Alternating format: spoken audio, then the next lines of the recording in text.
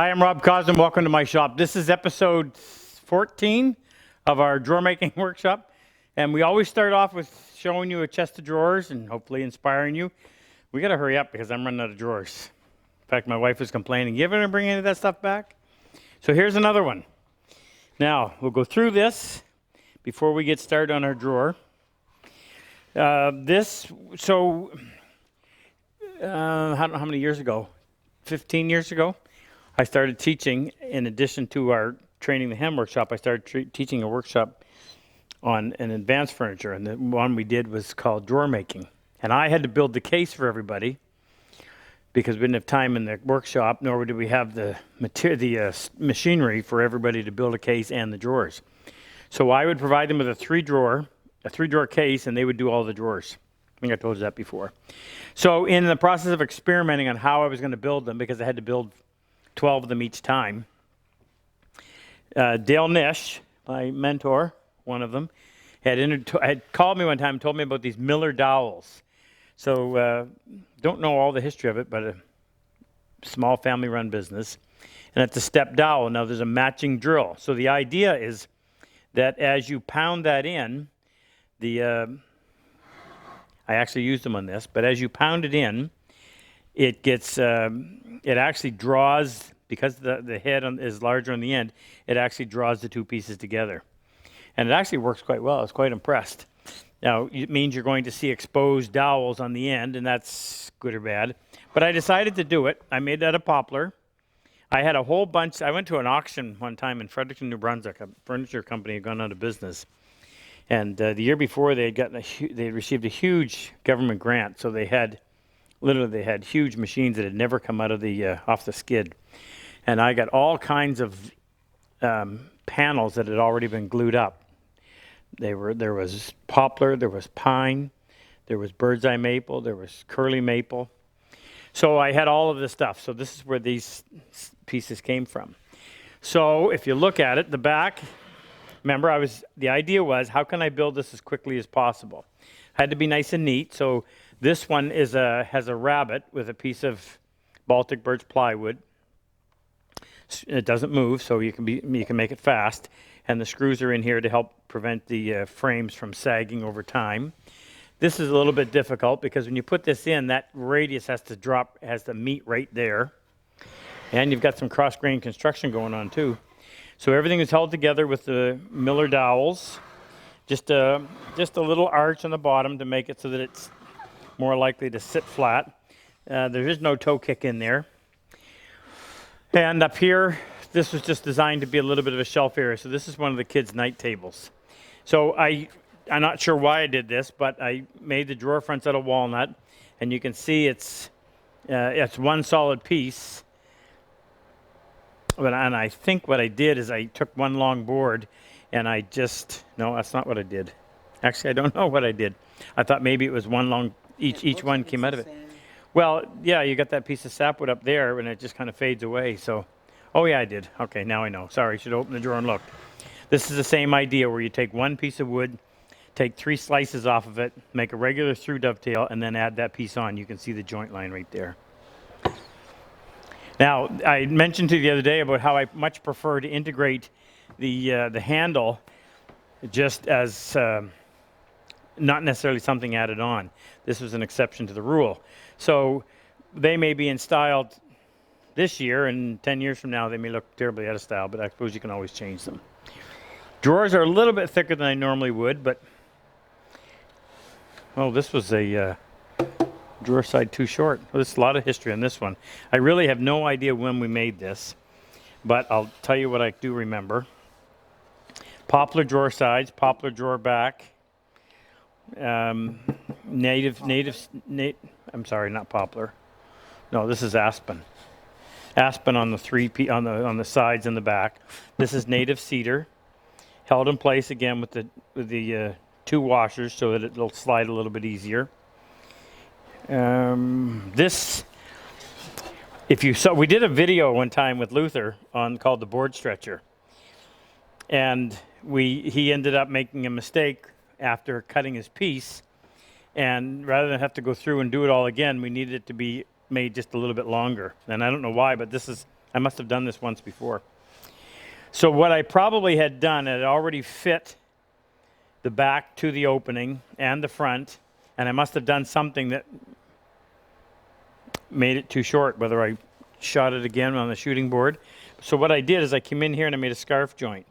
So I cut this piece on an angle, put in another piece of poplar or aspen, and then glued it back together. Well, in putting the extra piece in there, it allows you to slide these pieces a little farther apart, and that's the glue line.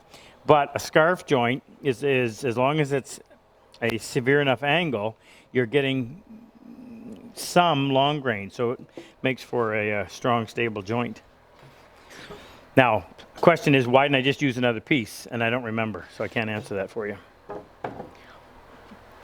Solid drawer divider, so it's not a frame. That's the reason why, again, this is extremely heavy. And they actually sit, so these drawer dividers, that you can tell, because you can just see a little bit of a gap there, they sit in what we call a stop dado. So there's a dado that was, and it probably did go all the way to the back, because we have the rabbit in there so you could hide it. Yeah. So the dado would run from about right here, quarter of an inch in or so in, and go all the way back. And then you come and you clean it up, and then you cut a little bit of a notch on here and here, so that this will sit into the dado, but you don't want to see it out here, so then you just have a butt joint. And we step this back in. If you try to bring this flush with this, it's a lot of work. I much prefer to set it inside. It gives a little more visual interest because it just adds another layer or dimension, whatever you want to say, to it. We put in drawer stops. That was then added after the fact, so again, I don't remember why. And the drawers are all the same, so there's nothing extra. Well, nothing great to see there. As I said, these drawer sides are a little bit thicker than I normally would. But the dovetails look nice, I have to admit that.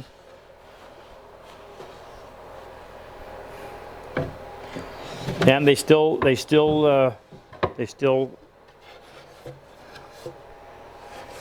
move nicely.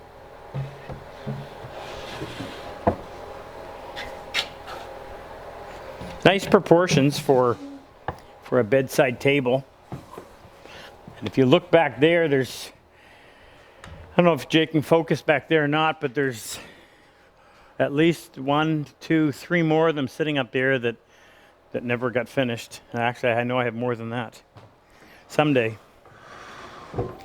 All right, let me change gears. So just a quick note. Thank you for your t-shirt purchases. We've sold hundreds of them. It's fantastic.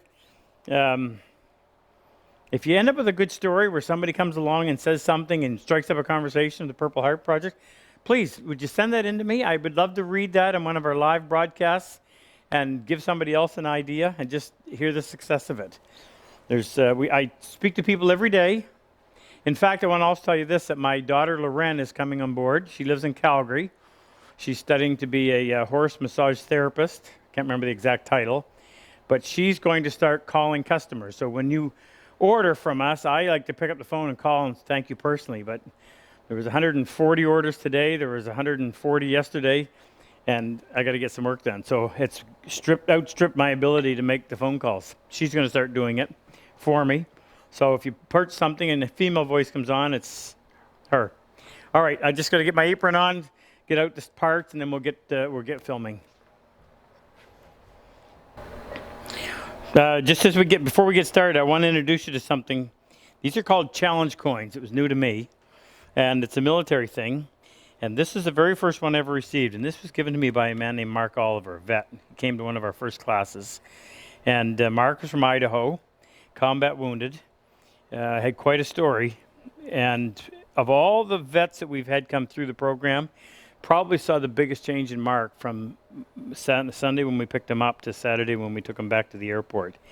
And really great success story in that not only what it did for him personally, and I have no idea what we did, it's just we did our thing, but I talked to Mark recently, not that long ago, and he moved to Ogden, Utah, purchased a building, and is setting up a workshop that other vets will be able to come and work at. So you know, you sometimes think I often think we're emptying a lake with a spoon, but as someone said to me the other day, you get enough spoons and that lake may actually start to come down a little bit. So, Mark, if you're watching, big shout out to you and thank you. I've collected a lot more of these challenge coins, and they all have a story, and they all remind me of one of the vets that has been in our class.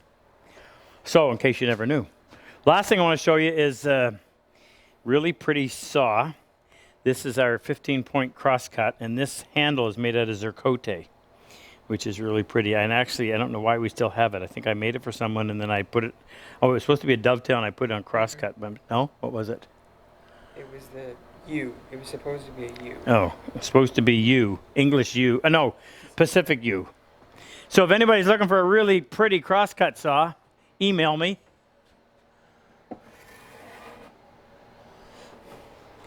All right, we're going to go a little bit long tonight. Oh, is that different from yesterday? Yeah. It's Friday instead of Thursday. All right, we got to get this one done first before we can do the back. So remember I said every once in a while put all the pieces back in place. Make sure you got everything lined up the way it is. Top left, top right. This is that. So we're doing that back corner. We're referencing off of the bottom, so we're going to set that in place. Pardon? Referencing off the top. No, referencing off of the bottom. Aren't we? No. Jake. That's the only one you can reference off of. We're referencing off the top? Yeah.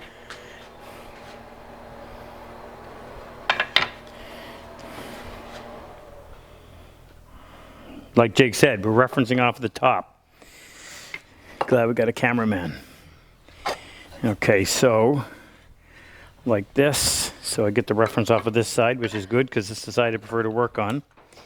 Get the plane in there. Get that in place. Hold it firmly. I'm so used to talking when I cut dovetails that it's not something that distracts me. Now, I've got to redo my marking gauge. Need my dovetail saw. Take this drawer marker. This is why I tell people, I said, get more than one marking gauge. Not that you're going to be in my situation, but if you're building something and you've got at least, always listen for that. Wait a minute now, why is that? You've got at least 4 corners to do, rather than having to go back and forth between doing this, setting it for the thickness of the piece, set this once and leave it, and it'll just reduce the number of chances that you're going to screw up by a factor of 3. Okay, where am I? Set it up on here. Make sure that our rabbet is nice and clean. Slide that over till it touches. And it doesn't hurt to go in here and identify tails with a T. Remember, this is a tail. We have to treat it as a tail. This is a tail. These are the pins, the parts that are being removed, so the opposites have to be tails. So we offset to my left. We're going to go to the right side of each tail, which would normally be that one, but it isn't. Where am I? Next one. Move over one more. Huh? Off to the left. Wait a minute. Well, why am I having a brain fart here? I offset to my left. Right, but what's going on out here? What do you mean? That's just another tail. Oh, right. This, no, Jake. Oh yeah, this piece is getting cut off down here. Okay, right. So offset to my left, mark to the right of each tail. That's a tail.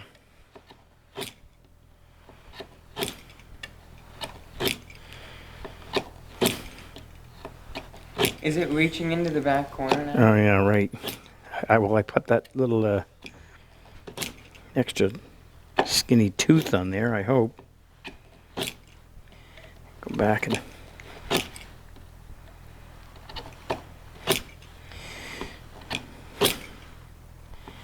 that's why I have you here. young, good memory. Okay, so I'm to the right of each, right, offset Yeah. left and right of each. I'm gonna go in here.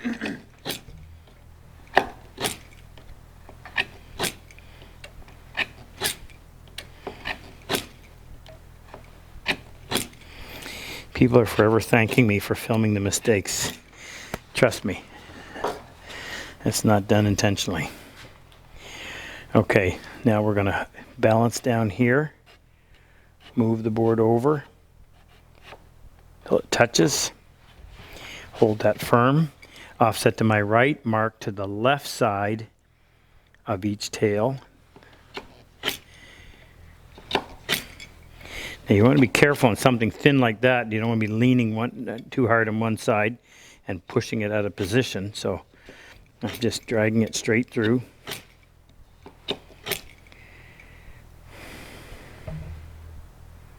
Just skip Left one. side, yeah, I just had to think.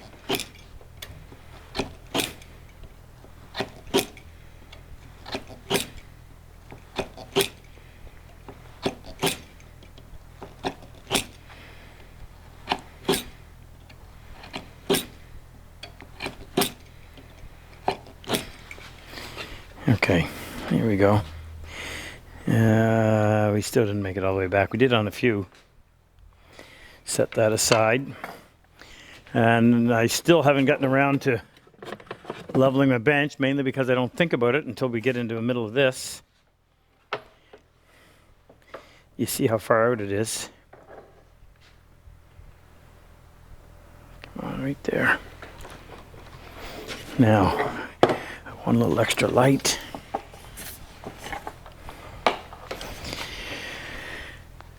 Get rid of that sawing fuzz. Get my red pen. Should be in my pocket. Oh, I'll show you something we got today.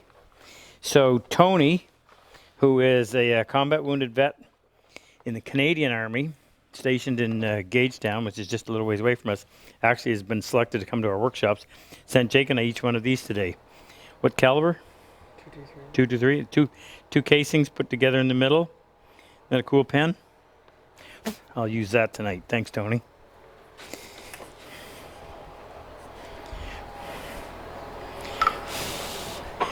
All right, let's identify our waist. This is waist. Okay, Tony. Jake, let me see yours.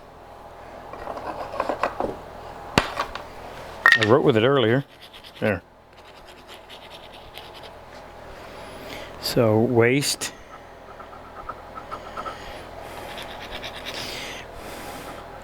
Tony, it's a lovely looking pen. Just doesn't write. This is waist. This is waist.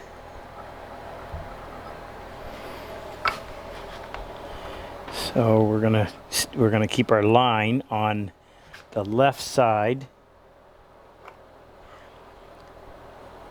and on the right side of that kerf, keeping this piece so we stay on the left side of the kerf and on the right side of this one.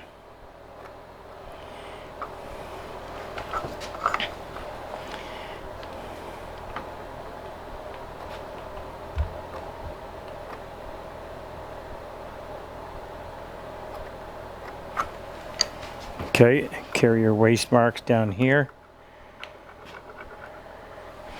Okay, Tony. I gotta switch to my red one.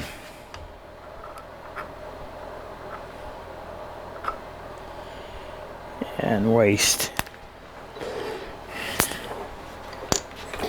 Okay, so the light is shining over here, so I want to see on the right side of my saw blade. So we'll set the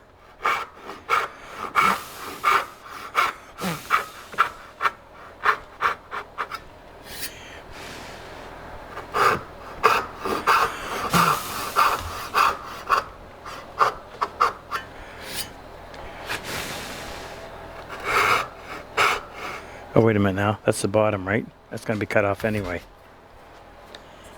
Now we turn our lamp over here.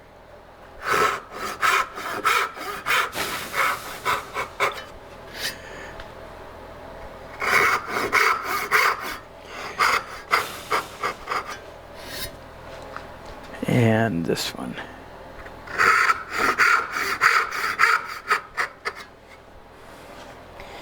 Okay. Fret saw. Jake, several people have complimented you on your... You need to put tape on that baseline, and then you need to cut closer.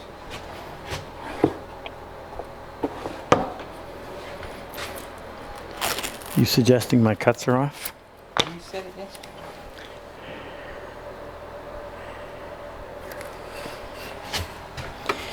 Okay.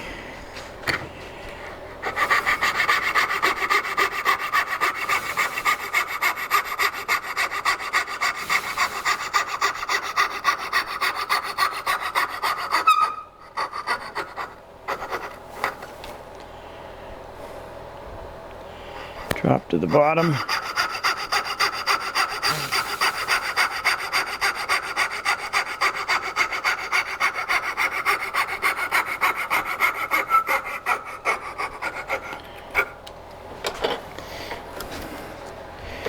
And now up on top. Actually, I'm going to do it over here because I favor sawing on that side. We'll come in here, create our little wall. I think I'll call mine a saw wall.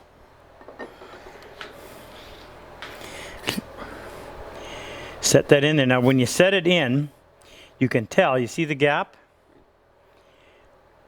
So you do it until you don't have a gap.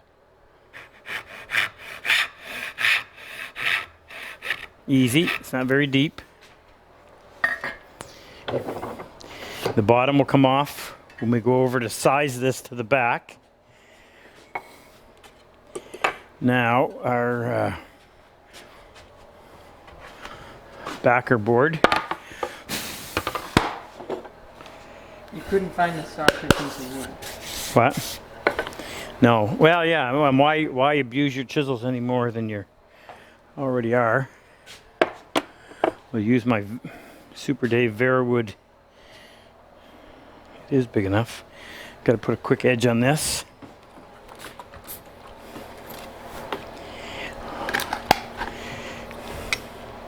Find the primary, come up. Now, notice I'm doing circles. It's a wider chisel, a little more reference area.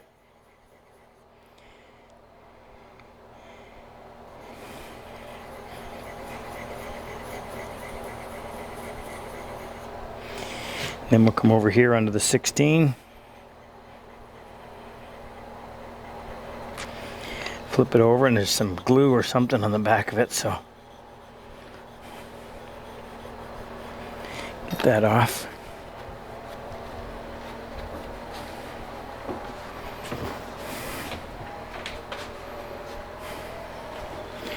Now I'll get some light.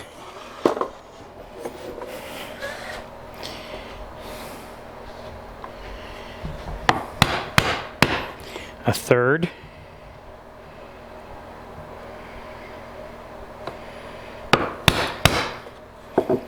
Flip that over. Make sure you don't drop anything on there. Right up tight to the pin. Sometimes you can just drag it across and you'll hear it drop into the gauge line.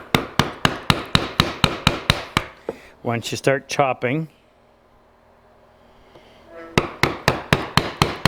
angle that so that you can follow the slope.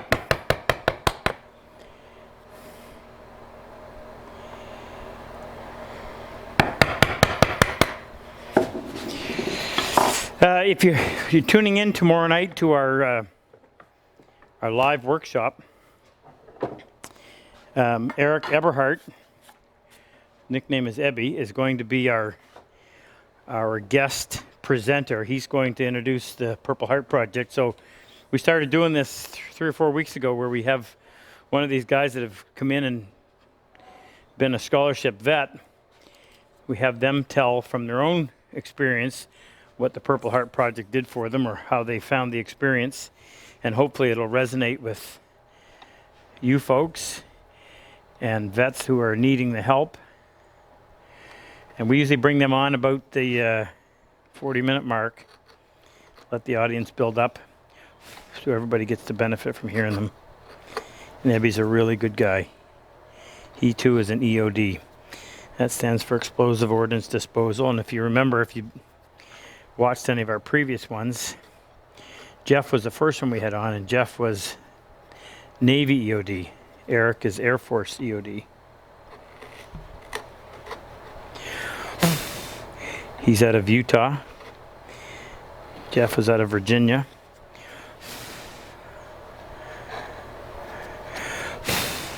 Danny out of Tennessee. Who else do we have? Oh, Jake's out of Minnesota, and Pete out of Mississippi. Okay, that's all of them. Okay, now gotta come out here on the shoulder and just make sure we're clean in that corner. Remember, your saw cuts square in the bottom, and you're trying to cut, well, actually, that's not true. A normal dovetail, when you're doing this part, you're sawing into an angled corner because your tail slopes like this. And if you try to get right into the corner with your saw, you end up cutting into the side of the tail. That's a square corner, so I could have done it with the saw. Okay, so that's good.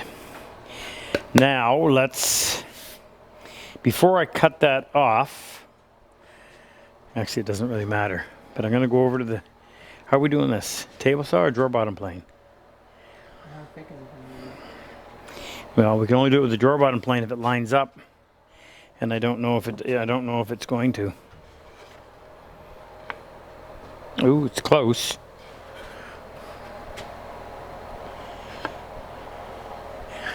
Let me see a little bit closer. I'd love to use this because it's just such a fun way of doing it. But it's fixed, so no, that one is too far over. I've got several of them, so let me check a few more. This one's bird's eye. That one's up too high. And that one is definitely up too high. Yeah, okay. Well, we'll have to do it on a table saw. I don't like doing that. I'll show you why I prefer that. We're not up against any time crunch. Give me a piece of material. What? Yeah, right there. Here's why I prefer to use the drawer bottom plane if you've never seen this work. It pretty much guarantees that the bottom of the drawer groove is going to be uniform all the way. You use a table saw, remember you're cutting at the top of the circle, so it's pushing up. So you almost have to have your hand right over top of where the blade is, or you're not going to get a bottom of a groove on the bottom is not going to be uniform. So we make these here and we sell them on our site. Simple wooden plane. This one's got some bird's eye on both sides. So you adjust it. Didn't I have my little brass hammer out here earlier?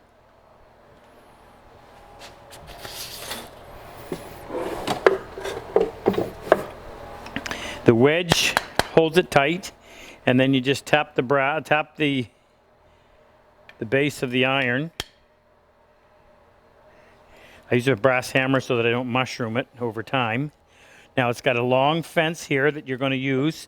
So assuming that this side is square to the front, you do it like that so that when you cut your groove, it stays, the side walls are parallel to the bottom.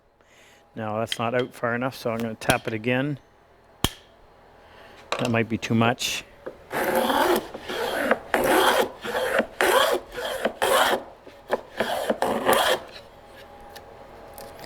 Well, you know what? I've never gone in and fixed this one or set it up.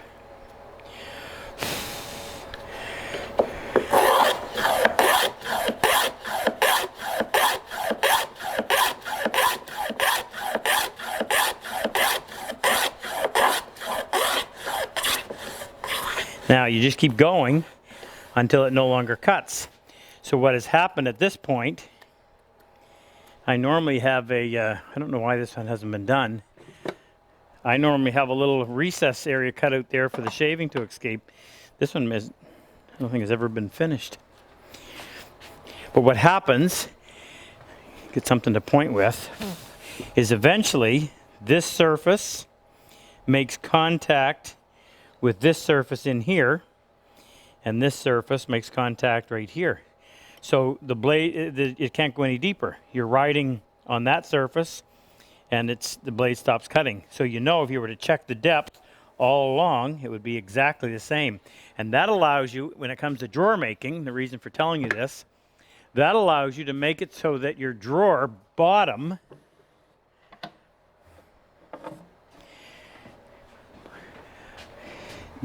out in the groove. And if you do it perfectly, you glue this drawer bottom in here, long grain to long grain. You don't glue it on the sides, but because it has bottomed out and it's held in place, your drawer can't rack sideways because the fact that the piece is actually sitting in the bottom of the groove, so it can't go over there, nor can it come back over that way. So it makes it extremely stiff. Another reason why you can get away with nice, thin, light drawer sides. But I don't have a drawer bottom plane set up for that. I could have gone in. I've done it with this one. I went in and I added a piece of Baltic birch on there just to move this over a little bit, and it's actually coming off. I put that on with double-sided tape, I think. Yeah, I did. I don't know what job I had it for, but I would take that off and I could make one that would actually make it so that we could have that set up. But we'll do it this way. Okay, we've got to take these three pieces over to the table saw. We're doing half blind, so we don't have to worry. We're going to see that the groove is going to cut all the way through here, but we have it so that the groove will go in between the pins, so we can pass right on through the pin board without disturbing anything. But on the tail board, if it was a through dovetail like this, you'd end up seeing that notch right here. But because it's a half blind, it's hidden in there, so we don't have to worry about it. In other words, you'd have to do a stop dado, which involves a lot more work.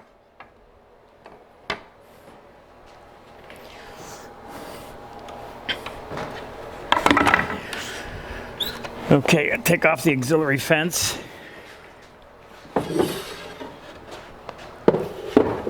And I have a Freud rip blade in here that cuts a square bottom kerf.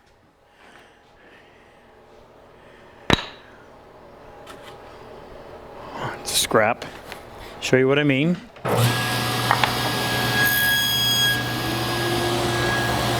So nice and square on the bottom.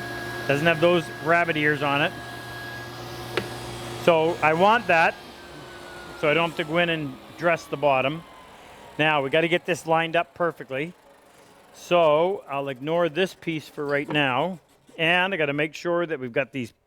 Once I set these out, I'm going to set them down on here exactly the way they're going to be cut. So since we reference off the bottom, I'll have all the bottoms facing this way, and as I make a pass, I'll move it and I'll put them right back in spot so I don't end up screwing up by cutting off the wrong piece. So I'm going to use this piece. I'm cutting on the inside with the bottom against the fence. So what I need to do is find a pen. I need to have my saw cut, my kerf, come right up against, let me think, my kerf wants to come right up next, Oh my goodness, Jake. No, it doesn't. I was going to tell you the wrong thing. Sorry. Let me go grab the other piece so that I can make this make sense for you.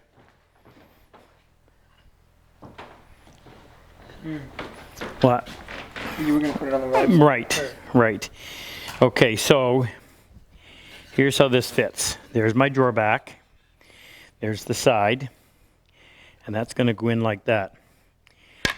This stuff with the X is going to be removed. So we're going to take everything off right up to the face of this pin. Okay? So that pin, the edge of this pin right here, is going to fill right up to there. Okay? So our groove has got to sit below this. That means the edge of our groove is going to come right to my right side of this kerf. I hope that makes sense. So with one tooth sticking up like that, I'm going to put this in place, move it over. Okay. Now,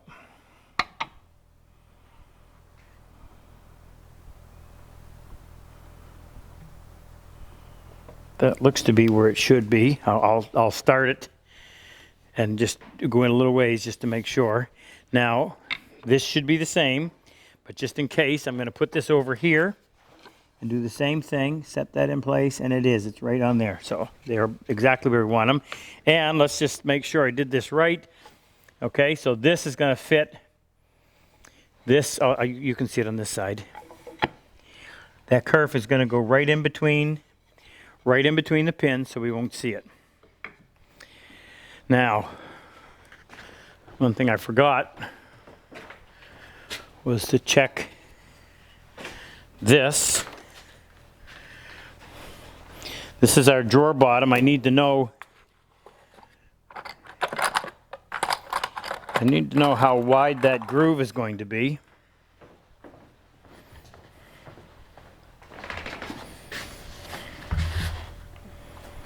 Or we'll actually go in there and modify that. So we'll make it as close to a quarter as we can, because that will allow for that. If I have to go in and take a little more off of that, I can. I'm just curious as to how close we can get to that pin. So how much room do we have right here? So we'll make our first pass, then we'll come in and check it. Now, I don't want to take off a whole lot of material, because the deeper we make this, I should say, I don't want to make it too deep. The deeper we make this narrower that little bit of material right here is that's holding the bottom piece on to the top. Because the bottom, the grain runs this way, it's not going to shrink at all. It's only going to expand in this direction. So we don't have to have this groove extremely deep. So let me get that scrap we had and test it for depth.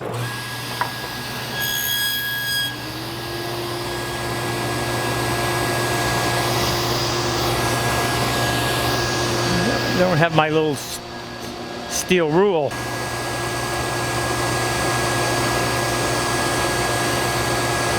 That's 3/16, and I don't need it that deep.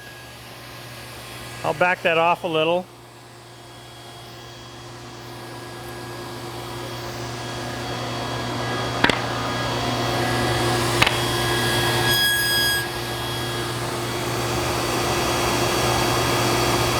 That's a big 8. That's enough. All right, let's make sure we're doing this right. So that's going to go in. This is the top. This is the bottom. Top, bottom. Top, bottom. So we'll make our first pass right here. I'm going to make a little bit and check it. Okay, that's exactly where we want it. Okay. Now I'll hold my fingers right here. Not over top of the blade, but close enough.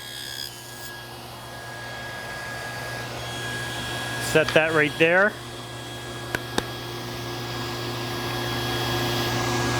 This is the top. Inside is facing down.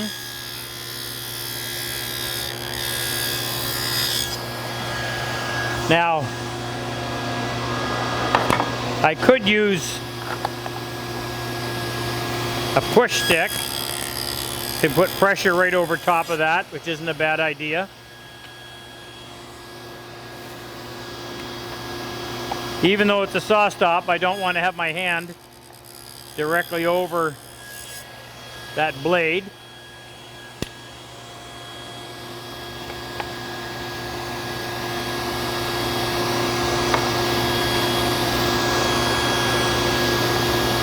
Just want to check something real quick. I noticed it wasn't touching the top of the fence. I just want to see if this is square.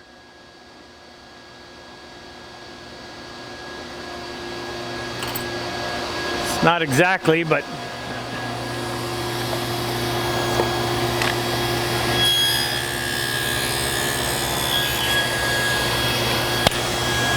okay.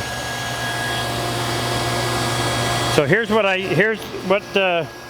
was worried about. I can't get 1/4 of an inch without taking off the corner of that pin. So I'm going to use this as my guide. I can only go so close, and I'll just have to cut this tongue down to fit.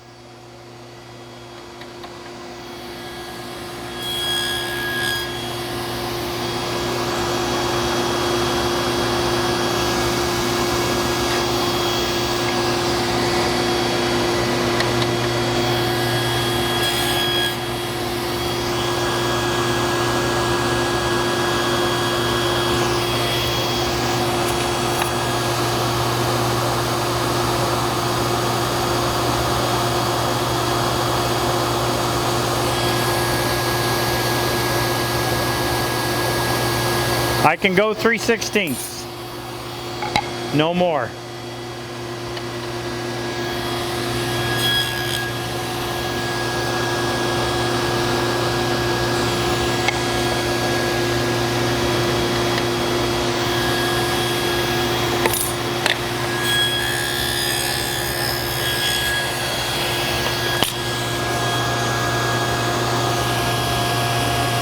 Okay, I'm right on the line. See that? If I were to go over any further, I'd take off the corner of that pin, and when I put the joint together, it would leave a gap, so can't do that.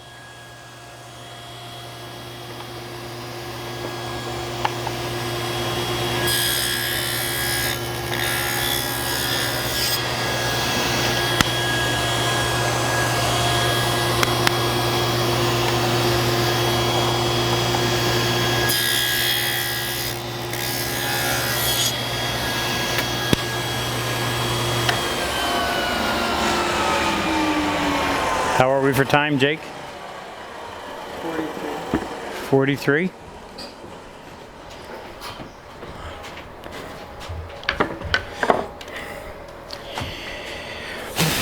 Okay, we got to dress this.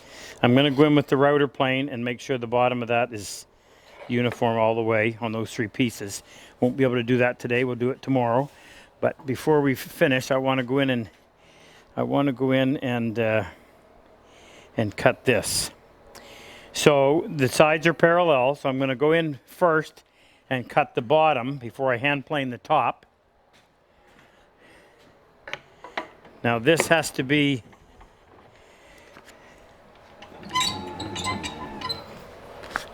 remember, we want to leave, or we want to, actually what I'm going to do is get close. I'm not right at the bottom of that pin. I'm going to check both sides. Okay, so that's going to take off the bulk of it. I'll dial it in with the hand plane.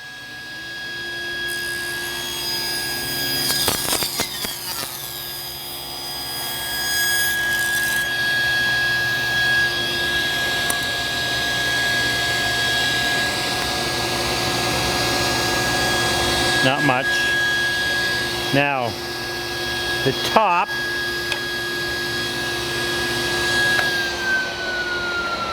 I want them to be as close to being the same as I can. Okay, so that is sitting down, oh, no more than a 1/16. So we'll go in and we'll take a little less than a 1/16. That'll allow us to. That will allow us to remove the saw marks.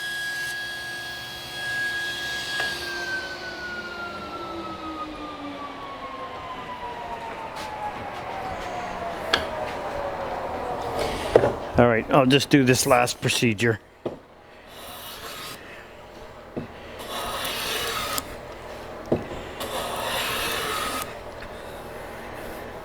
Okay, saw marks are gone. This is the top.